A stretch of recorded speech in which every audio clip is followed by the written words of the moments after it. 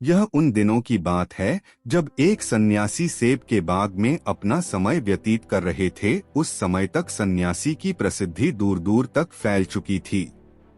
लोग अपनी चिंताओं और समस्याओं का समाधान खोजने के लिए दूर दूर से सन्यासी के पास आते थे। ऐसे ही एक दिन जब सन्यासी सेब के जंगल में लोगों को उपदेश दे रहे थे, तो एक आदमी अपने 24 से 25 साल के बेटे के साथ सन्यासी की ओर आ रहा था। जब वे उपदेश स्थल के पास पहुंचे तो सन्यासी ने उनकी ओर देखा और इशारा किया। उसके पास बैठने के लिए जब उपदेश समाप्त हो गया और सभी लोग चले गए, तब सन्यासी ने उस व्यक्ति को अपने पास बुलाया और बैठने को कहा। चारों ओर हरियाली थी, मौसम सुहाना था, तरह तरह के पक्षियों की आवाजें गूंज रही थीं। ऐसा नजारा देखकर उस व्यक्ति को अंदर से बहुत शांति महसूस हो रही थी। इसके बाद सन्यासी ने उस व्यक्ति से आने का कारण पूछा। इस पर वह व्यक्ति बोला है, महात्मा, मैं अपने बेटे को आपसे मिलवाने के लिए 2 दिन की लंबी यात्रा कर आया हूँ। यह मेरा इकलौता बेटा है और वह हर वक्त थका रहता है। ऐसा लगता है कि इसमें जान ही नहीं है। इसका स्वभाव भी काफी चिड़चिड़ा हो गया है। अगर हम इसे कुछ भी कहें तो यह हमारी छोटी छोटी बातों पर गुस्सा हो जाता है। इसकी देखने की क्षमता भी उम्र से पहले ही कमजोर हो गई है और उसके बाल भी सफेद हो रहे हैं। इतनी कम उम्र में बूढ़ा दिखने लगा। मैं समझ नहीं पा रहा हूँ कि उसके साथ क्या हो रहा है। हे सन्यासी, मुझे अपने बेटे की बहुत चिंता हो रही है। मैं अपने बेटे को डॉक्टर के पास ले गया तो उन्होंने कुछ दवा दी और कहा, बेटा कम तनाव ले। वह अपने दिमाग पर बहुत अधिक तनाव लेता है, इसीलिए उसकी यह हालत है। लेकिन उन्हें बहुत समझाने के बाद भी मुझे तनाव का मतलब समझ नहीं आया। मुझे नहीं पता कि तनाव क्या है, इसका कारण क्या है और इसे कैसे दूर किया जाए मेरे बेटे के मन की। लेकिन सबसे पहले मुझे यह समझना होगा कि तनाव क्या है, इसलिए मैं आपके पास आया हूँ। सन्यासी, कृपया मेरी समस्या का समाधान करें। यह सुनकर सन्यासी ने उनके बेटे को बहुत ध्यान से देखा। उसके चेहरे को देखा, उसकी आंखों को देखा, फिर उसके हाथों की नाड़ी भी जांची। ये सब अनुष्ठान करने के बाद सन्यासी ने उस व्यक्ति से कहा कि तनाव कोई भी नहीं लेना चाहता, लेकिन फिर भी यह तनाव व्यक्ति के दिमाग को दीमक की तरह जकड़ लेता है और व्यक्ति को पता भी नहीं चलता कि वह तनाव में है। लेकिन अगर व्यक्ति तनाव के कारणों को अच्छे से समझ ले और तनाव के बारे में एक पैमाना बना ले जिससे उसे पता चल सके कि वह कितना तनावग्रस्त है, तो वह इस समस्या का समाधान भी ढूंढ सकता है। सबसे पहले यह समझ ले कि तनाव क्या है। जब भी कोई व्यक्ति काम कर रहा हो लेकिन उसका मन कल्पनाओं में भटक रहा होता है, इसलिए उसके शरीर और दिमाग के बीच एक दूरी बन जाती है। यह दूरी जितनी अधिक होती है, व्यक्ति उतनी ही देर तक बेहोशी की स्थिति में रहता है और शरीर और मन के बीच के इस तनाव को ही तनाव कहा जाता है। आखिर पसंदीदा खेल खेलने के बाद इंसान ऊर्जा और खुशी से क्यों भर जाता है, जबकि वह अपने शरीर को थका चुका होता है। लेकिन समझने वाली बात यह है कि खेलते समय दिमाग और शरीर पूरी तरह से एक साथ खेल में केंद्रित होते हैं, जिससे शरीर और मन के बीच दूरी नहीं रहती और तनाव नहीं आता, और मन में कोई तनाव हो तो दूर हो जाता है। लेकिन इसके विपरीत जब हम कुछ ऐसा करते हैं जो हमें पसंद नहीं है, तो हमारा शरीर वह काम तो कर रहा है, लेकिन हमारा मन कहीं दूर कल्पनाओं में भटक रहा है, जिससे शरीर और दिमाग के बीच दूरी पैदा हो जाती है और तनाव पैदा हो जाता है। इसलिए ऐसा करना चाहिए, एक समय में केवल एक ही काम करना चाहिए और अपने शरीर और दिमाग की सारी शक्ति उसी एक काम में लगानी चाहिए, ताकि व्यक्ति के अंदर तनाव पैदा न हो। सबसे प्रमुख कारणों में से पहला है अति महत्वाकांक्षी होना। महत्वाकांक्षी होना अच्छी बात है, लेकिन क्या आपने कभी गौर किया है कि उस आदमी का एक लक्ष्य कभी पूरा नहीं होता, उसका एक लक्ष्य पूरा नहीं होता कि वह दूसरे की ओर भागने लगता है। अगर दूसरा पूरा हो जाता है तो फिर तीसरे को, और इस प्रकार वह गोल गोल घूमता रहता है अपने जीवन में अपने लक्ष्य को प्राप्त करने के लिए। इसीलिए जो व्यक्ति अधिक महत्वाकांक्षी होता है, जो बड़े लक्ष्य निर्धारित करता है, वह कभी भी वर्तमान में नहीं रह सकता। उसका दिमाग हमेशा भविष्य की योजना बनाने में व्यस्त रहता है। उसका शरीर वर्तमान में रहता है, लेकिन उसका दिमाग भविष्य में रहता है, जिससे इंसान के शरीर के बीच दूरियां पैदा हो जाती हैं और वह तनावपूर्ण जीवन जीने लगता है। सन्यासी के मुख से यह बात सुनकर लड़के ने सन्यासी से कहा कि इसका मतलब है कि हमें लक्ष्य नहीं बनाना चाहिए, क्योंकि लक्ष्य निर्धारित करना भी महत्वाकांक्षा है। इसी बहाने सन्यासी ने कहा कि जीवन में लक्ष्य रखना कोई गलत बात नहीं है, लेकिन समस्या तब उत्पन्न होती है जब हम अपना सारा ध्यान उस लक्ष्य को प्राप्त करने के परिणाम पर केंद्रित कर देते हैं। व्यक्ति को वर्तमान में जीना चाहिए, एक लक्ष्य निर्धारित करें और उस लक्ष्य को प्राप्त करने के लिए कड़ी मेहनत करते रहें। लेकिन साथ ही आपको यह भी ज्ञान होना चाहिए कि आप अभी भी वर्तमान में जी रहे हैं और वर्तमान सत्य है। सन्यासी ने आगे कहा कि ईर्ष्या तनाव का एक और बड़ा कारण है। जब कोई व्यक्ति ईर्ष्या से भर जाता है तो उसका मन अंदर ही अंदर सड़ने लगता है। ईर्ष्या एक आंतरिक घाव है, यानी मन का घाव। इंसान के शरीर का घाव तो ठीक हो सकता है, लेकिन मन का घाव कभी नहीं भर सकता। इसलिए कभी भी दूसरों की उन्नति और खुशी से ईर्ष्या नहीं करनी चाहिए, क्योंकि ईर्ष्या तनाव का कारण बनती है।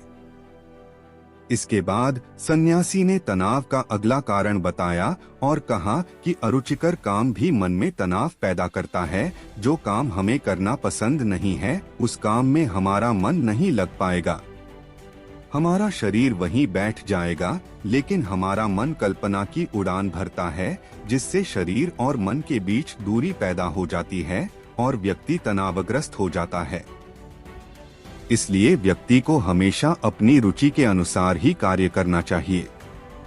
यदि व्यक्ति ने यह तय कर लिया है कि उसे कौन सा काम करना है और वह उसी काम को अपने जीवन का लक्ष्य बना लेता है, तब वह काम उसके लिए काम नहीं बल्कि खेल बन जाता है।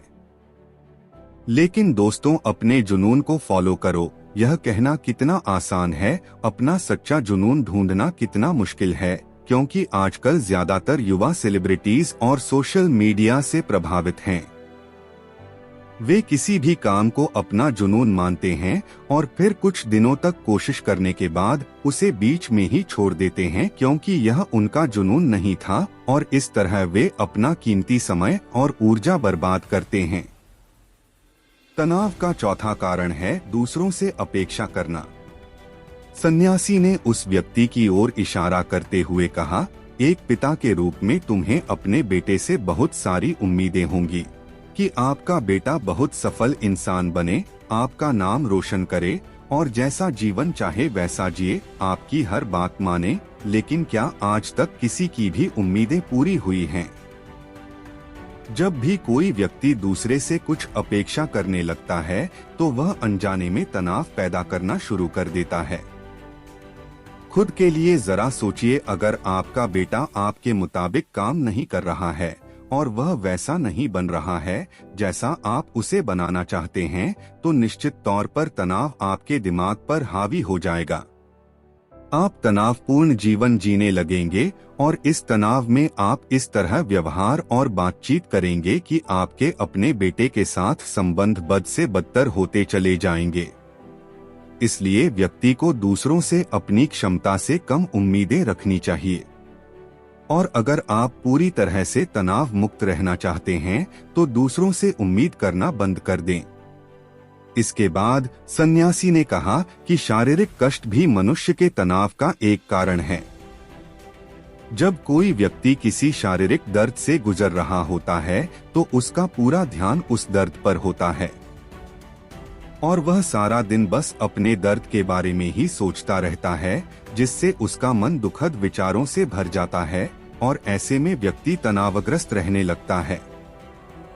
यह सब सुनकर वह व्यक्ति बोला कि हे सन्यासी, शारीरिक कष्ट किसी भी व्यक्ति को हो सकता है, तो क्या वह व्यक्ति जीवन भर तनाव में रहेगा? इसका उत्तर देते हुए सन्यासी ने कहा कि मनुष्य को यह समझना चाहिए कि हमारा जीवन दुख का आधार है। जैसे जैसे हमारा जीवन चलता है, बीमारियां आती हैं और फिर अंत में मृत्यु आती है। इसलिए बीमारियां मानव जीवन का अभिन्न अंग हैं। इससे कोई नहीं बच सकता। यह बस किसी के जीवन में समय से पहले आता है और किसी के बाद आता है, लेकिन सबके पास आता है जब मानव मस्तिष्क इस बात को अच्छी तरह से समझ जाएगा। तो तब उसे अपनी बीमारी के बारे में सोचकर ज्यादा तनाव नहीं लेना चाहिए, क्योंकि यह हमारे जीवन का अभिन्न अंग है और इसके लिए शारीरिक व्यायाम का अभ्यास करते रहना चाहिए और स्वस्थ जीवन शैली को भी अपने जीवन में जगह देनी चाहिए, जिससे उनका शरीर लंबे समय तक स्वस्थ रहकर ठीक से काम कर सके। तनाव का अगला कारण है अपनी योजनाओं को समझने के लिए समय न देना। कुछ लोगों के मन में यह विचार घर कर जाता है कि वे बिना सोचे समझे उस पर काम शुरू कर देते हैं, और जब उन्हें उस काम में असफलता मिलती है तो वे तनाव से भर जाते हैं, क्योंकि उन्होंने उस काम को शुरू करने से पहले उस काम के बारे में पूरी जानकारी इकट्ठा नहीं की थी।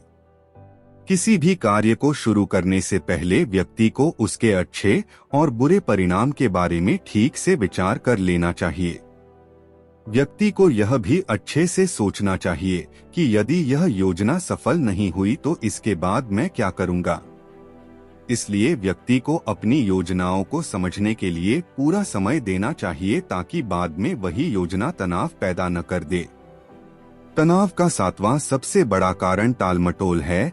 आज का काम कल पर डाल देना। आपने यह कहावत तो सुनी ही होगी कि आलस्य मनुष्य का सबसे बड़ा दुश्मन है। मनुष्य अपने आलस्य के कारण आज के काम को कल पर टाल देता है और फिर टालना उसकी आदत बन जाती है। टालमटोल करने वाले का काम कभी भी समय पर पूरा नहीं होता है, और अगर किसी कारण से हो भी जाता है तो उतना अच्छा नहीं होता जितना हो सकता था। और फिर यह बात इंसान के अंदर तनाव पैदा करती है। लेकिन आखिरी समय पर टालना या ना करना एक आदत है, इसलिए न चाहते हुए भी व्यक्ति बार बार इस आदत का शिकार हो जाता है और फिर काम को टालता रहता है। और फिर जब काम की समय सीमा नजदीक आ जाती है तो वह उस काम को पूरा करने की कोशिश करता है। इसलिए तनाव मुक्त रहने के लिए व्यक्ति को काम को टालने की आदत को छोड़ना होगा, और यह तभी संभव है जब लोग काम को समय से पहले पूरा करने का प्रयास करेंगे।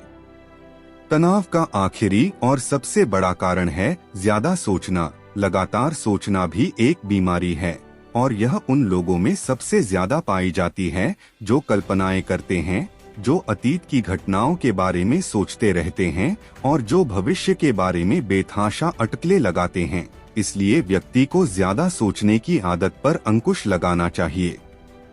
उसे जितना हो सके खुद को काम में व्यस्त रखने की कोशिश करनी चाहिए, और प्रतिदिन ध्यान के अभ्यास को अपने जीवन का हिस्सा बनाएं। सन्यासी के मुख से ये सभी बातें सुनकर वह व्यक्ति हाथ जोड़कर बोला, हे सन्यासी, मेरा बेटा अभी सिर्फ 20 साल का है और उसे इतनी समझ भी नहीं है कि वह सभी बातों का पालन कर सके।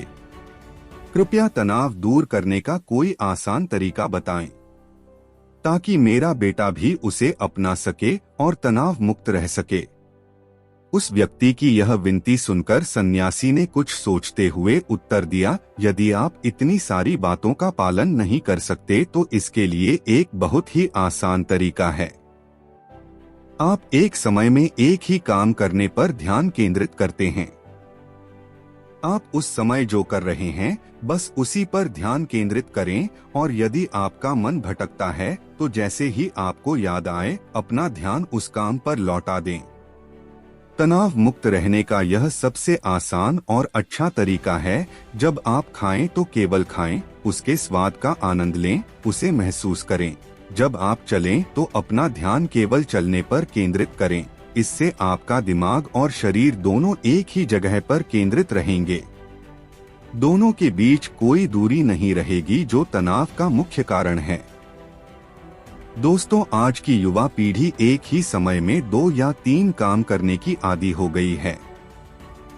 जैसे फोन पर बात करते हुए गाड़ी चलाना, खाना खाते समय टीवी देखना या फोन का इस्तेमाल करना, और फिर उनकी शिकायत रहती है कि मैं तनाव में रहता हूँ, मेरा मन बेचैन रहता है, मैं चिड़चिड़ा हो गया हूँ। जब कोई व्यक्ति एक समय में 3 काम करता है तो यह स्वाभाविक है।